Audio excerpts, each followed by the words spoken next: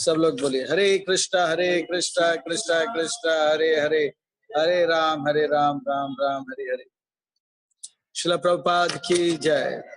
अंतर्राष्ट्रीय कृष्ण भावना भविष्य संघ इस्कॉन मीरा रोड की ओर से प्रस्तावित आज शाम का यह विशेष सत्र में आए भक्तों का, धर्म प्रेमियों का, कथा प्रेमियों का, अतिथियों का, आजीवन सदस्यों का हार्दिक स्वागत करते हैं। आप सब श्री श्री राधा गिरधारी जी के शुभकामनाएं स्वीकार करें, श्रील प्रभुपाद जी की कृपा प्राप्त करें।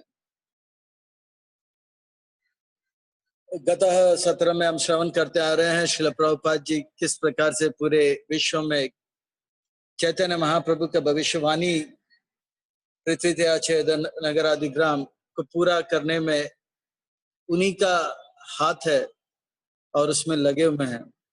प्रभुपाद जी को पता है कि ये भविष्यवाणी उनके द्वारा ही पूरा होगा, पर कैसे होगा। और प्रभुपाद जी को यह भी पता है कि अब समय बहुत कम है। तो हम देखते हैं 1975 में, 74 में, 73 में प्रभुपाद जी बहुत भ्रमण करते हैं। और 75 में हम सुनते हैं मायापुर से फिजी, फिजी से मॉरिशस, मॉरिशस से डरबन, डरबन से नायरोबी, नायरोबी से अभी मायापुर आएंगे। तो इस प्रकार से प्रभुपाद जी को मालूम है ये भविष्यवाणी को पूरा तो करना है और समय बहुत कम है, और खुद तो प्रयास कर रहे हैं और अपने भक्तों को भी शक्ति से आवेश करते थे। तो मॉरिशस से प्रभुपाद जी, मॉरिशस में प्रभुपाद जी को थोड़ा सा डरबन, मॉरिशस, फिर फिजी, मॉरिशस, डरबन एक्सीडेंट हुआ था जिसके बारे में हमने थोड़ा सा बन गया। तो डरबन में जब आए थे Prabhupada ji, Durban south Africa में, और साउथ अफ्रीका में अभी भी जो है काला यानी कि अफ्रीकन और जो गोरे हैं वो लोग एक दूसरे को पसंद नहीं करते हैं, और खास करके गोरे जो हैं वो वहाँ के जो अफ्रीकन है उनके ऊपर दबाव रखते थे, बहुत दबाव रखते थे कि ये लोग आगे बढ़े नहीं, और उनका शोषण करते थे आर्थिक और हर प्रकार से, इस प्रकार से। और अब जो है ऐसे परिस्थिति में बाहर से किसी को आना बहुत मुश्किल है, क्योंकि वो जानते हैं कि बाहर से कोई व्यक्ति आएगा, इन लोगों को भड़का सकते हैं कि आप लोग अफ्रीका के लोगों से ये गोरे लोगों को विरोध करो। खास करके भारतीय अगर कोई आए तो छोड़ते नहीं थे, क्योंकि भारत में सबसे पहली बार अंग्रेजों को भगाया था, उसके बाद एक एक करके सब जगह से अंग्रेजों को भगाना आरंभ हो गया था। तो इसलिए प्रभुपाद जी को जब वहां पे जाना था, वहां पे बहुत बड़ा नियम था। तो पुष्टि कृष्ण महाराज को प्रभुपाद जी ने बोले, अगर साउथ अफ्रीका जाने में बहुत कठिनाई हो रही है तो मैं साधु का वेश नहीं, सन्यासी का वेश नहीं, मैं पैंट शर्ट सफारी पहनकर आऊंगा, आप बताइए मुझे। और प्रभुपाद जी का वीजा बनाने में बहुत समय लगा। एक मिस्टर पारिक करके था, वो उसको संग्रह करने में बहुत साल लग गया था एक वीजा बनाने में, क्योंकि इतना आसानी से दे नहीं रहे थे, खास करके भारतीयों को।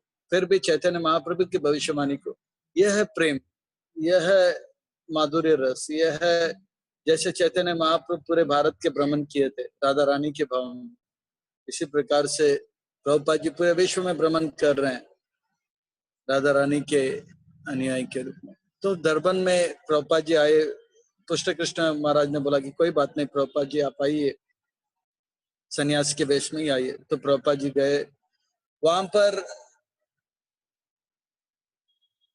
जो गुजराती समाज है वो लोग एकदम धनाढ़ माने जाते थे, बहुत अच्छा धन वगैरह संपन्न थे, और वो लोग प्रभुपाद जी को बहुत मदद किए थे, प्रभुपाद जी के रहने का व्यवस्था किया।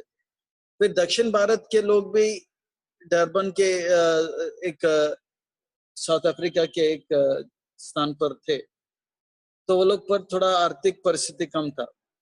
प्रभुपाद जी वहां पर गए थे, वहां पे एक दिन का कार्यक्रम था, और वही स्थान पर आगे जाकर 1977, ये 95 है, 75 है, फिर 77 में वहां पे एक नया मंदिर का निर्माण हुआ था। जब नया मंदिर का निर्माण 1977 में हुआ था, तब तक प्रभुपाद जी वृंदावन में उनका जो अंतिम लीला कर रहे थे, तब फोटो भेजा गया था। तो प्रभुपाद जी ने कहा कि आप लोग बहुत प्रसन्न हो गए थे कि साउथ अफ्रीका में मंदिर खुल गया था। वो 1970, अभी 1975 चालू है। प्रभुपाद जी वहां पे एक दिन का प्रवचन किए थे और आगे जाकर वहां पर मंदिर बनता। वहां से प्रभुपाद जी आए नैरोबी, और नैरोबी में प्रभुपाद जी को बहुत अच्छा स्वागत हुआ। मैंने कल बताया, ब्रह्मानंद स्वामी से प्रभुपाद जी पूछे, आप अकाउंट्स रखते हो? तो ब्रह्मा बोला कि नहीं, मैं अकाउंट्स रखता नहीं। तो प्रभुपाद जी बोला, एक एक पाई का हिसाब रखना चाहिए आपको। बोला, इसका जरूरत नहीं पड़ता है। बोला, क्यों? क्योंकि जितने भी दुकान है नैरोबी में, अफ्रीका में, वो सब धनाढ़ भारतीयों के द्वारा चलाया जा रहा था। चावल हो, फर्नीचर हो, कपड़े हो, गाड़ी हो, पेट्रोल हो, सब कुछ। तो ब्रह्मानंद स्वामी बोला था, मुझे अकाउंट्स रखने का कोई जरूरत नहीं पड़ता है। प्रभुपाद जी, प्रभुपाद ने बहुत जरूरी है अकाउंट्स। बोला, क्यों नहीं अकाउंट्स रखते? बोलता है कि मुझे मंदिर में जो भी चाहिए, मैं कोई भी दुकान में जाता है वो फ्री में दे देते हैं। गाड़ी चाहिए, पेट्रोल चाहिए, कपड़े चाहिए, खाना चाहिए, सब मिल जाता है। तो बोला प्रभुपाद जी, बोला हाँ, ये परफेक्ट अकाउंट्स है। यानी कि कुछ खर्च, बोला कि आमदनी अंदर, पैसा अंदर भी नहीं आ रहा है और बाहर जाने का भी सवाल नहीं, पर काम सारा हो रहा है। बोला ये परफेक्ट अकाउंट्स है। तो भगवान की कृपा से धनाढ़ भारतीय लोग है केन्या में, नैरोबी में। तो ये तब ब्रह्मानंद स्वामी को थोड़ा जोश आ गया। बोला, प्रभुपाद जी आपने वेस्ट वर्जीनिया को न्यू वृंदावन नाम दिया, लॉस एंजलिस को न्यू द्वारिका नाम दे दिया, और सैन फ्रांसिस्को को न्यू जगन्नाथपुरी नाम दे दिया, तो फिर नैरोबी को क्या नाम दोगे? तो वो सोच रहा था न्यू हस्तिनापुर या न्यू नवद्वीप धाम या ऐसा कुछ सोच रहा था। तो प्रभुपाद जी ने बोला अफ्रीका के बारे में, नैरोबी के बारे में। ये नैरोबी जो है अफ्रीका का पहला मंदिर है, और प्रभुपाद जी का इच्छा था कि अगर अफ्रीका में प्रचार चालू हो जाएगा 1971 में चालू हो जाएगा, तो पूरे 6 द्वीप में, हाँ 7 द्वीप है, 7 कॉन्टिनेंट्स, 7 के साथ 6 द्वीप में हो जाएगा। एक आर्टिक करके है, वो बहुत बहुत, उसमें तो बर्फ है, कोई रहता नहीं है, तो वहां पे प्रचार का ज्यादा संभावना नहीं। पर वहां पे भी 4 साल पहले भक्त लोग गए, वहां के बर्फ में रहने वाले लोगों को प्रचार किए। तो बोला अगर अफ्रीका में प्रचार चालू हो जाएगा तो 6 के 6 जो कॉन्टिनेंट्स है उसके पर हमारा प्रचार चालू हो जाएगा। पृथ्वी ते आचे यत्नगराधिग्राम हो जाएगा। तो इस प्रकार से प्रभुपाद जी का इच्छा था। अब ये 1975 है। बोले कि क्या नाम देंगे? बोला अफ्रीका को, खास करके नैरोबी को क्या नाम देंगे? तो सोच रहा था न्यू हस्तिनापुर होगा, या न्यू नवदीप होगा, या न्यू मायापुर होगा, कुछ तो सोच रहा था। प्रभुपाद जी ने बोला किरीटा शुद्धि। तो किरीट शुद्धि का अर्थ होता है, ये मंगलाचरण है श्रीमद् भागवत के, ये तीसरा मंगलाचरण है। पहला मंगलाचरण व्यास मुनि के द्वारा है, भागवतम के पहला, दूसरा और तीसरा श्लोक। फिर दूसरे अध्याय में सूत गोस्वामी पाद अपना मंगलाचरण प्रस्तुत करते हैं। फिर सुखदेव गोस्वामी महाराज का जो मंगलाचरण है उसमें आता है भागवतम के दूसरे स्कंद में,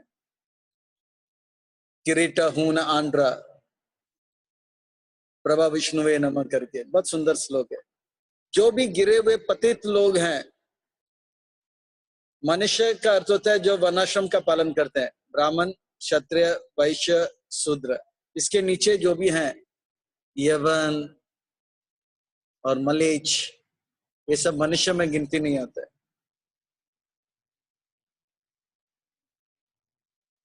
दिखने में मनुष्य है पर जानवर प्रवृत्ति है उनका। शूद्र तक ठीक है, वो ब्राह्मण यानी कि जीवन का लक्ष्य को जानता है, क्षत्रिय यानी कि वो समाज का देखभाल करने में और धार्मिक जीवन यापन करते हैं, वैश्य जो है धन संग्रह करके खेती और गौ सेवा करके भगवान के सेवा में साथ देते हैं, और शूद्र ये तीनों को, तो ये लोग मनुष्य हैं क्योंकि उनको जीवन का लक्ष्य पता है, वो भी आहार निद्रा भय में लगे हुए हैं, पर उनको मालूम है इससे परे धर्म ही एक अधिक विशेष हो, ये धर्म जो है का पालन करना है। इसीलिए पर यमन मलेच किरीट हून आंड्रा ये सब जो है बहुत इस प्रकार से जी रहे हैं, इस प्रकार से जी रहे हैं कि उनको मालूम नहीं कि हमको भगवान को प्रसन्न करना हमारे जीवन का लक्ष्य है। केवल धन संग्रह करना, इंद्र तृप्ति करना, ये जीवन का लक्ष्य है। ये लोग बहुत खतरनाक लोग होते हैं। हून यानी कि किरीट यानी कि वो अफ्रीका के लोग, जो लोग जो है चौथे स्कंद में पृथु महाराज से पहले जो बेन महाराज के जांग से का मंथन होता है, वहां से आते हैं निषाद, वो लोग निषाद एक काला सा व्यक्ति उनके जांग से प्रकट हुआ, वो चिल्ला रहा था बहुत, तो बोला चुपचाप बैठ, निषाद दूर जाके बैठ। तो वो लोग निषाद है, निषाद यानी क्या, जो लोग संस्कृति का पालन नहीं करते हैं, आदमी को जान से मार के खाते हैं, ऐसे लोग हैं। तो किरट उनको बोलते हैं, हून ये जो आए थे ना चंगेज खान वगैरह, खतरनाक लोग, भारत के ऊपर हमला किए थे। इतने चंगेज खान चाइनीज जैसे दिखते रहते हैं और बहुत लोगों को मारा था उन्होंने। इतिहास में स्टालिन और उससे पहले जो भी थे वो लोग सबसे ज्यादा लोगों को मारे थे, हिटलर, स्टालिन और चंगेज खान बहुत लोगों को बेरहमी से मारे थे। तो चंगेज खान भारत में हमला किया, भारत के ऊपर भी कुछ जगह को ये किया था। ये लोग हून होते हैं, जगह हड़पो, इंद्र तृप्ति करो। तो इस प्रकार का भाव, भगवान कुछ उनके मन में, धर्म कुछ नहीं उनको आता है। तो इस प्रकार से किरट शुद्धि, किरीटा शुद्धि, तो अफ्रीका के लोग प्राय ऐसे जी रहे थे। तो बोला कि ये जो स्थान होगा, यहाँ से जितने भी अफ्रीकन से उनका शुद्धि होगा, उनका क्या होगा, उद्धार होगा। मैं 3 बार नैरोबी गया था, पर नैरोबी में प्रभुपाद जी ने बोला कि किरीट शुद्धि, इस्कॉन किरीट शुद्धि, या जैसे न्यू द्वारका धाम, पर वहां पे लिखा नहीं है, क्या इस्कॉन नैरोबी लिखा है, पर किरीट शुद्धि करके लिखा नहीं है। तो इस बार जाऊंगा या मौका मिलेगा तो मैं जरूर प्रस्ताव रखूंगा। तो इस प्रकार से नैरोबी में प्रभुपाद जी ने समय बिताया। प्रभुपाद जी भक्तों को प्रोत्साहित किए, भारतीय लोगों को प्रोत्साहित किए और उनसे धन लेते थे और बोले कि आप कीर्तन करो, अफ्रीका में प्रचार मतलब फूड फॉर लाइफ करो और कीर्तन करो, ये लोग नाचते नाचते भक्त हो जाएंगे। ये जो अफ्रीकन से उनको नाचना बहुत पसंद आता है। 3, 4, 5, 6 रथ यात्रा मैंने इधर किया है नैरोबी में। फिर एक बार तंजानिया में हम लोग थे, तंजानिया युगांडा में रथ यात्रा था। यहाँ पे नगर संकीर्तन चल रहा था, दूर यहाँ से, मतलब यहाँ से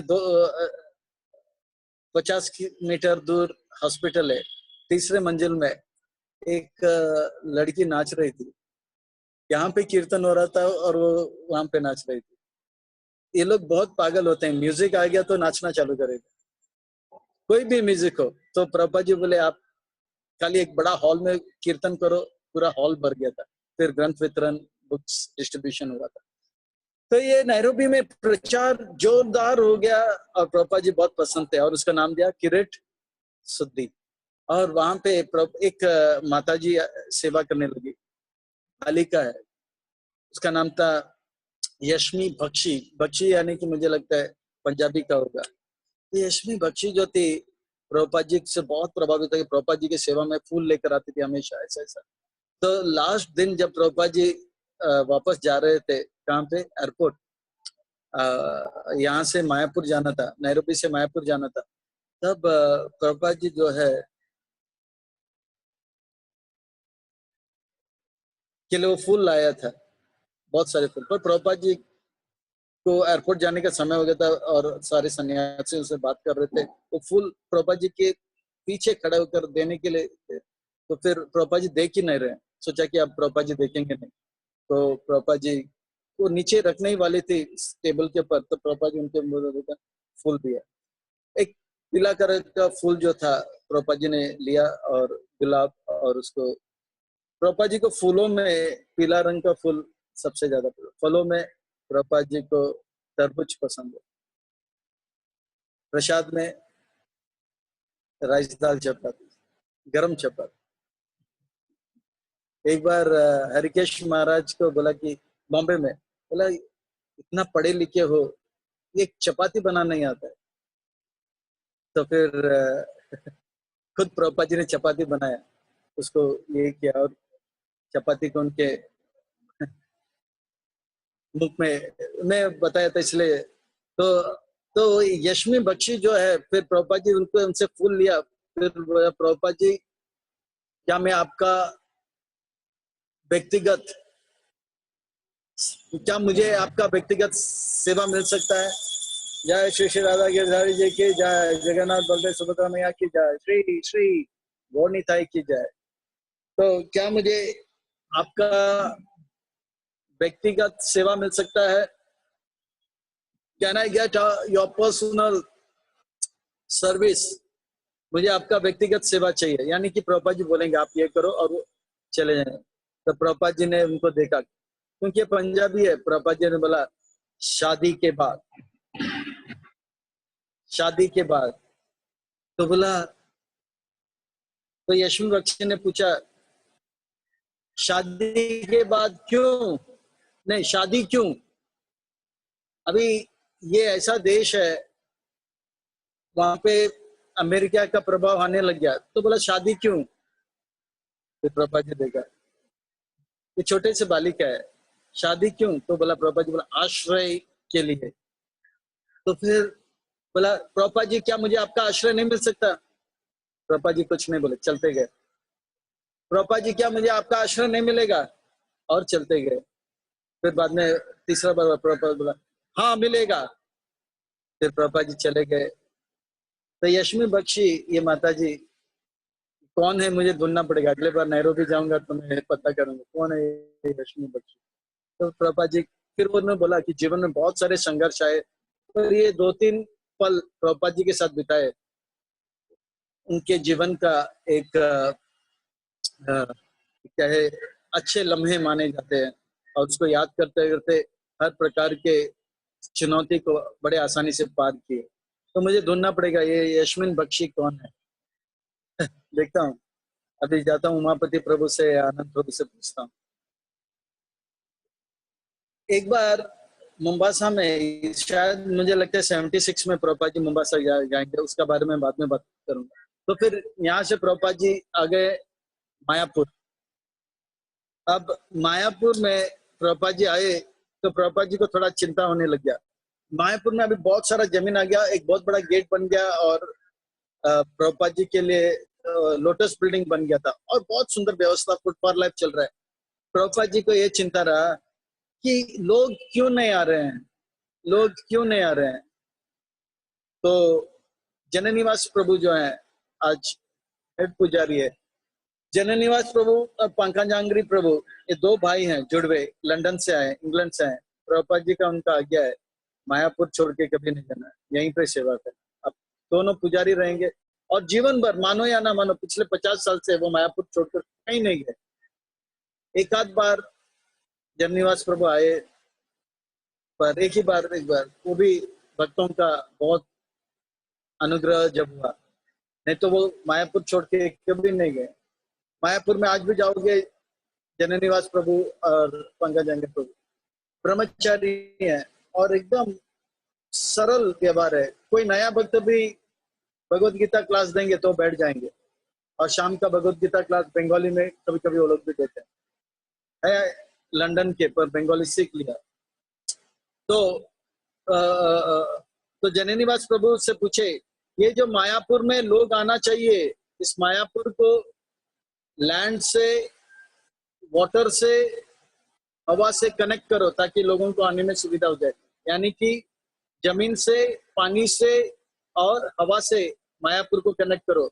यानी कि मायापुर कलकत्ता से लेके, हावड़ा से लेके मायापुर का अच्छा रोड होना चाहिए, और गंगा पानी कलकत्ता या हावड़ा से मायापुर आने का सुविधा अच्छा होना चाहिए, और मायापुर में एक एयरपोर्ट होना चाहिए कि इंटरनेशनल लेवल से कोई आए डायरेक्टली मायापुर में लैंड करे। तो प्रभुपाद जी का विचार एकदम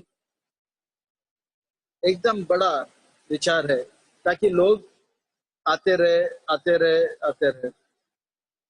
फिर प्रभुपाद जी ने बताया, मायापुर में आप केवल बिल्डिंग बनाते जाओ, अच्छा अच्छा व्यवस्था बनाते जाओ, और लोग आएंगे, और ये पूरा मायापुर जो है एक शहर जैसा हो जाएगा, स्पिरिचुअल आध्यात्मिक शहर जैसा हो जाएगा।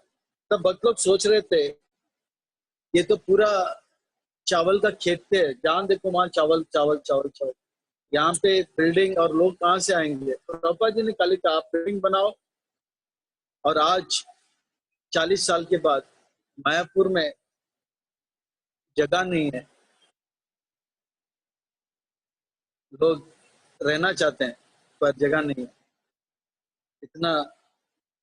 और रोज 10,000 लोग तो आ ही जाते हैं, रविवार शनिवार को 30,000 लोग, और स्पेशल हो गया तो कम से कम 80 से 90 1 लाख लोग आ जाते हैं, लोग आते रहते हैं। तो इस प्रकार से प्रभुपाद जी की भविष्यवाणी पूरा हो गया था, हो रहा है, अभी और भी होना है। और प्रभुपाद जी खास करके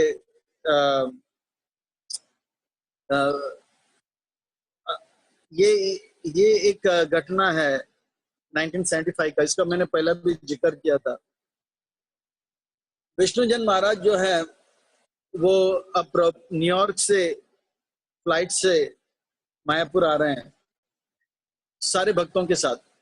पर जो भक्त लोग विष्णुजन महाराज जो है 7 साल पहले 1967 में ज्वाइन किए थे, और उनका जो उत्साह है और उनका जो हरिनाम के प्रति जो प्रेम है वो अतुलनीय है।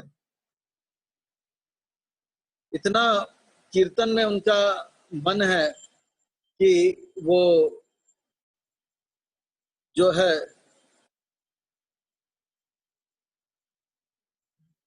24 घंटा कीर्तन कर सकते हैं, 24 घंटा कीर्तन करते रहते हैं, 24 घंटा यानी कि 8-8 घंटा कीर्तन करते हैं। ये भी कोई, और मृदंग बजाते रहते हैं, ज्यादा करके वो मृदंग बजाते रहते हैं, और हाथ में प्लास्टर वगैरह लगा के 8 घंटा, बहुत मधुर उनका वाणी है। और गंधर्व बोलते थे, प्रभुपाद जी बोलते हैं ये इस्कॉन का गंधर्व। तो बहुत उदास लगते थे, मायूस लगते थे, जो उनका जो उत्साह है वो उत्साह दिखाई नहीं पड़ रहा था। फिर प्रभुपाद जी गंगा के तट पर अपने शिष्यों के साथ तेज गति से चल रहे थे, तब उन्होंने प्रभुपाद जी से प्रश्न पूछा, छोटा हरिदास ठाकुर का ऐसा दंड क्यों मिला? तो प्रभुपाद जी ने कहा, चैतन्य महाप्रभु भावी पीढ़ी को ये शिक्षा देना चाहते हैं, जो वैराग्य होते हैं, जो चतुर्थ आश्रम में संन्यास आश्रम को ग्रहण करते हैं, वे किसी प्रकार से स्त्रियों के साथ संबंध न रखे, क्योंकि भावी पीढ़ी में साधु लोग स्त्रियों के साथ संबंध रखेंगे और अपना व्यभिचार करेंगे। पर चैतन्य महाप्रभु एक शिक्षा अपने पार्षद के माध्यम से प्रस्तुत कर रहे हैं कि ये ठीक नहीं है। कड़क उनको एकदम सजा दिया, जाओ, मुंह देखना नहीं चाहता।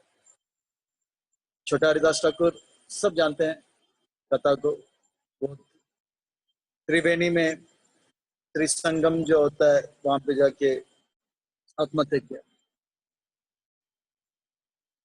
तो वो दूसरा प्रश्न पूछने लगे, अगर कोई सन्यासी का स्त्री के साथ संबंध हो तो क्या करना चाहिए?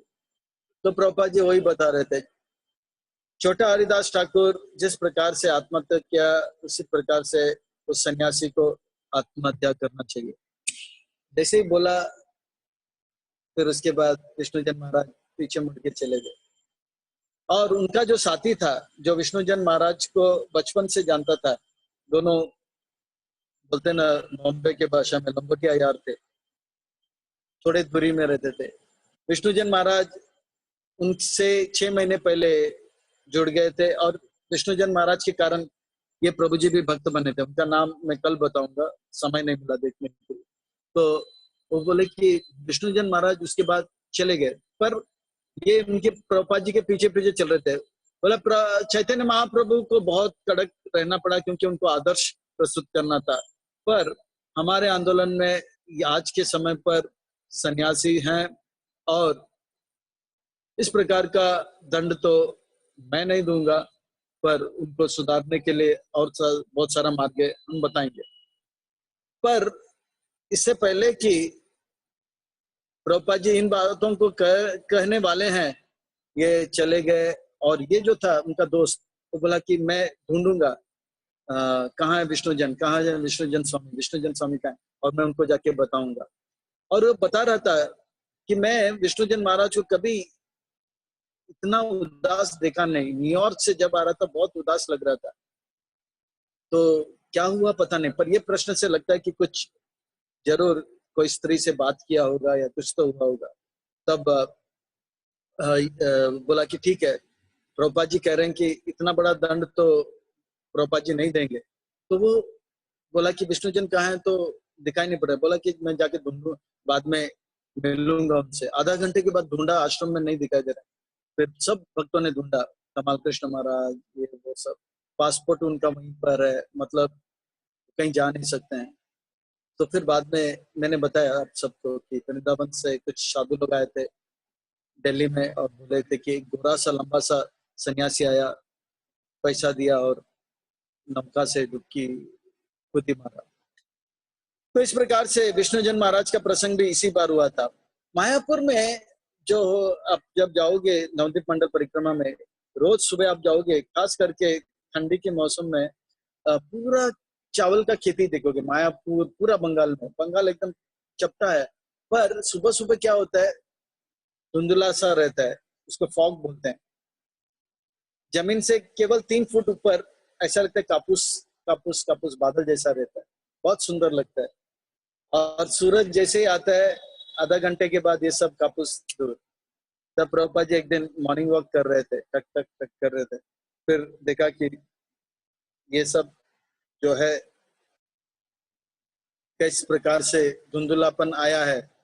फिर भागवतम के 6 स्कंद का वो प्रसिद्ध श्लोक का उच्चारण करते हैं, केचित केवल्या भक्ता नारायण परायण। जिस प्रकार से केवल भगवान के भक्ति के द्वारा जो है हमारे अंदर जो है पाप रूपी जो बादल है वो गायब हो जाएंगे। एक बार हरे कृष्ण महामंत्र बोलेंगे तो हमारे सारे पाप जो है धुल जाएंगे। उसी प्रकार से जिस प्रकार से सूर्य जब आएगा तो ये सब जो है 15 मिनट में, आधा घंटा में गायब हो जाता है। तो वो श्लोक बताए थे। इसी दौरान मायापुर में एक भक्त आए थे, उनका नाम था अनंत रमन शास्त्री। ये अनंत रमन शास्त्री जी जो थे बहुत बड़े विद्वान, संस्कृत के शास्त्री, यानी कि वो विद्वान है, संस्कृत वगैरह जानते थे। तो प्रभुपाद जी ने उनको अपने साथ रखा और जब भी प्रभुपाद जी भागवत का तात्पर्य करते थे उनको साथ में रख के करते थे। ऐसा नहीं कि प्रभुपाद जी की उनकी आवश्यकता थी, पर प्रभुपाद जी उनको भगवान की सेवा में युक्त कर रहे थे, जोड़ रहे थे। तो ये अनंत रमन शास्त्री जो है रोज सुबह भागवत से पहले सुंदर सुंदर अलग अलग श्लोकों का उच्चारण किया करते थे मायापुर में। फिर आगे जाकर उन्होंने 23 श्लोक में भक्ति वेदांत स्तोत्रम करके एक स्तोत्र निकाला और प्रभुपाद जी को बहुत अच्छा लगा। और उसमें से 6 श्लोक जो है प्रभुपाद जी ने चुना और बोला कि ये श्लोक हर भक्त को पता होना चाहिए, नहीं तो कम से कम गुरुकुल के बच्चों को पता होना चाहिए। प्रभुपाद स्तोत्र प्रभुपाद स्तोत्र ने भक्ति वेदांत स्तोत्र, प्रभुपाद स्तोत्र करके, तो ये उन्होंने लिखा था। आज भी कुछ भक्त लोग उसको कंठस्थ करके रखे हैं, कुछ भक्त लोग गुरुकुल में सिखाया जाता है। प्रभुपाद जी को ये जो है स्तोत्र बहुत पसंद है। इसका इसका अनुभव भक्तों को तब हुआ जब गुरुकुल में इसको सबको पाठ कराते गए, तो गुरुकुल के बच्चे जब इसको उच्चारण किए, प्रभुपाद जी बहुत प्रसन्न हुए। तो ये बहुत सारे भक्त लोग ये प्रभुपाद स्तोत्र को स्मरण करते हैं। मैं भी बहुत दिन साल पहले इसको उच्चारण तो करता था, पर कलयुग के कलमश के कारण स्मरण तो नहीं हुआ। अब ये जानकारी हुआ तो इसे स्मरण करने का प्रयास करूंगा।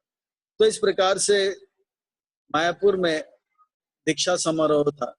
अब ये दीक्षा समारोह में कुछ लोग हरिनाम ले रहे थे, कुछ ब्राह्मण और 7 सन्यासी जो हैं दंड ले रहे थे, त्रिदंडी सन्यासी।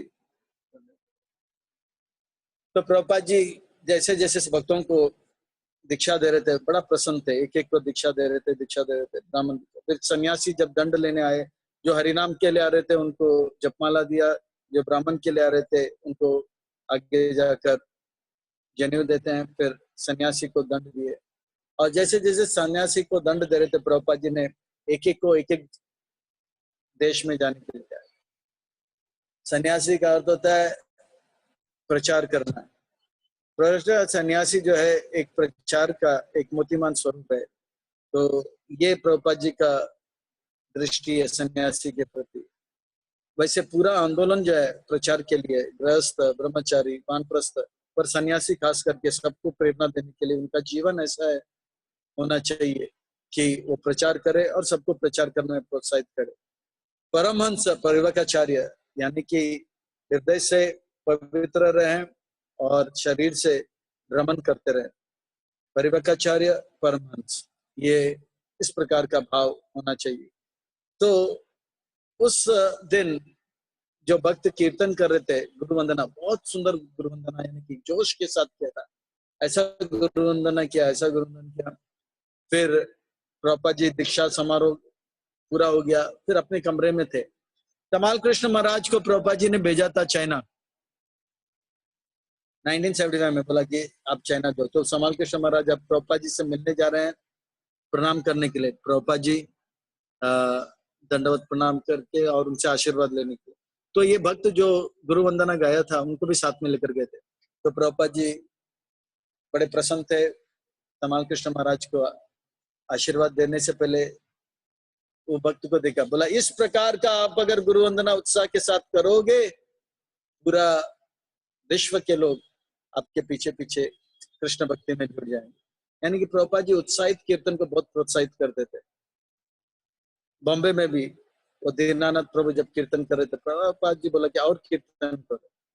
मायापुर में भी जब 2 साल पहले गुरु वंदना हो रहा था, मंगल आरती में सब लोग कीर्तन कर रहे थे, तो तमाल कृष्ण महाराज को बोला कि इस प्रकार का अगर कीर्तन होगा तो पूरा बोला कि आप लोग तो Bhakti Vinod Thakur back to God लेकर जाएंगे। तो इस प्रकार से प्रभुपाद जी के अब गिने चुने दिन बचे हैं और प्रभुपाद जी को पता है वो करेंगे चैतन्य महाप्रभु की भविष्यवाणी पूरा, और समय बहुत कम है। तो प्रभुपाद जी एक जगह से दूसरी जगह, और 95, 75 के बाद 76